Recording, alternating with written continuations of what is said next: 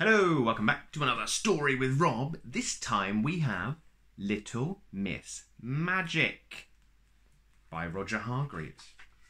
Another favourite of our sons, because at the end there's something that we've been doing every day for quite some time now that he pops up with and enjoys. So, Little Miss Magic, another one of the Little Miss, which are on the back here. We've done several of these, and they're all good fun. So, let's dive right in with this one. Early one morning in the summer, Little Miss Magic awoke in the bedroom of Abracadabra Cottage, which is where she lived. She yawned a yawn and got out of bed. She went to the bathroom to clean her teeth. Squeeze, she said to the tube of toothpaste, and guess what? The tube of toothpaste jumped up and squeezed itself onto Little Miss Magic's toothbrush. Honestly, Little Miss Magic isn't called Little Miss Magic for no reason. When she tells something to do something, it does it. Very useful. She went downstairs to the kitchen. Boil, she said to the kettle, and it did. Toast, she said to the toaster. Spread, she said to the knife. And the knife jumped up and spread some butter onto the toast. Pour, she said to the coffee pot, and she sat down to breakfast. Don't you wish you could make things do things like that?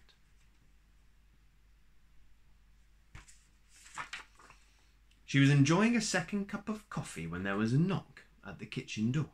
Open, she said to the door, and as it did, there stood Mr. Happy, looking exactly the opposite. You don't look your usual self, remarked Little Miss Magic. What's the matter?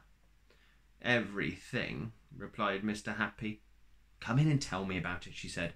Have a cup of coffee. Pour, she said to the coffee pot.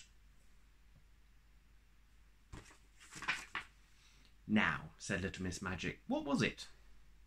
It's Mr. Tickle, replied Mr. Happy. He's become absolutely impossible. What do you mean? Asked Little Miss Magic. Well, went on Mr. Happy, he used to go around tickling people every now and again, but now he's going around tickling people all the time. Little Miss Magic looked at him. Can't be that bad, she said. It's worse, said Mr. Happy unhappily. Cheer up, she grinned. Come on, she said. And off they set for Abracadabra Cottage. After you, said Little Miss Magic to Mr. Happy. Close, she said to the door. Off they walk, away from Abracadabra Cottage. Mr. Tickle was in full cry. What a Monday morning he was having. He'd tickled Mr. Mean until he'd moaned, and Mr. Greedy until he'd groaned, and Little Miss Sunshine until she'd shivered, and Mr. Quiet until he'd quivered, and Little Miss Plump until she pleaded, and Little Miss Shy until she sobbed, not to mention the postman, a policeman, the doctor, 3 dogs, 2 cats, and a worm. No big deal. Aha! Cried Mr. Tickle as he spied Little Miss Magic and Mr. Happy. Anyone for tickles? And he rushed up to them, reaching out those extraordinarily long arms of his with those particularly ticklish fingers at the ends of them. Little Miss Magic looked at Mr. Happy. I see what you mean, she said, and winked. What's going to happen? She pointed at Mr. Tickle's extraordinarily long right arm. Shrink, she said. And then she pointed to Mr. Tickle's extraordinarily long left arm. Shrink, she said again. And as you remember, when Little Miss Magic tells something to do something, it does it.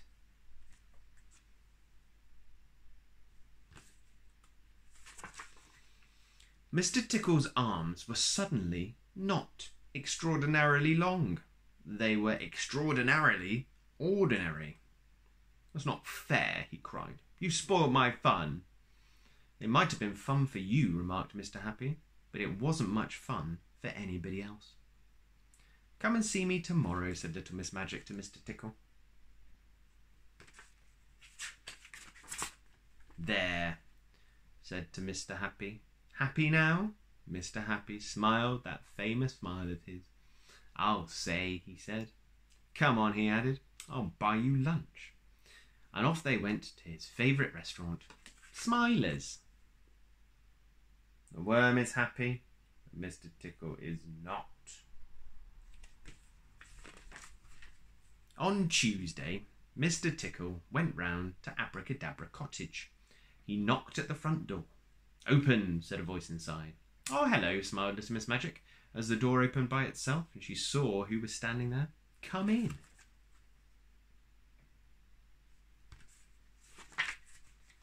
"I'd expect you'd like me to make your arms long again," she said. "Oh, yes, please," said Mr Tickle. "Very well," she said. Mr Tickle's face lit up. "On one condition," she added. His face fell. "You are only allowed 1 tickle a day." "1 tickle a day?" said Mr Tickle. "That's not much." "Promise," said little Miss Magic. Mr Tickle sighed. "Promise," he said. "Grow," said little Miss Magic, and both Mr Tickle's arms grew back to their original long length. "Now don't forget," she reminded him, 1 tickle a day. "Or else," she added. Mr Tickle went out through the door. "Goodbye," she said to him. "Shut," she said to the door. And there are his arms, back to their normal length. Mr Tickle stood outside little Miss Magic's cottage. "Oh, well," he thought, 1 tickle a day is better than no tickles a day. It was then that he saw one of the downstairs windows of Abracadabra Cottage was open. 1 tickle a day, he thought, and a small smile came to his face. 1 tickle a day, he thought. And on that Tuesday morning, as one of those extraordinarily long arms reached in through the open window of Abracadabra Cottage, the small smile on the face of Mr Tickle turned into a giant grin. 1 tickle a day, he thought. The end. I wonder who got tickled then? Little Miss Magic. So there we are. A tickle a day helps everyone. So, there we are. So that's Little Miss Magic by Roger Hargreaves. Very good book. One of the Little Miss, as we said before, all on the back. As they're growing, as we go through the slightly older books to the slightly newer books, more Little Miss turn up on the back. So, there we are. Thank you very much for watching. Hope to see you again next time for more Stories with Rob. Bye-bye.